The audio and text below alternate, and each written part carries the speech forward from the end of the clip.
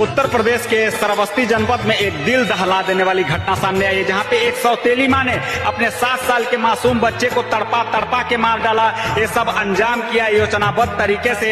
उसने पहले अपने सास को दवा लेने के लिए बाहर भेजा, उसके बाद बच्चे को गरम जो रोटी पकड़ने वाला चिमटा होता है उससे चिमटे से गरम करके तड़पा तड़पा के दबा के मार डाला।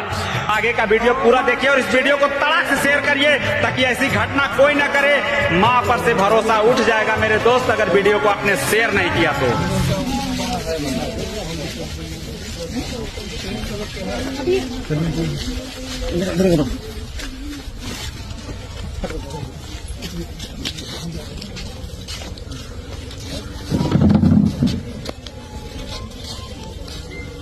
क्यों मार दिया अपने बच्चे को?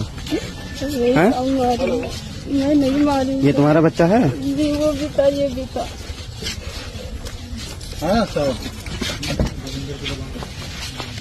हाँ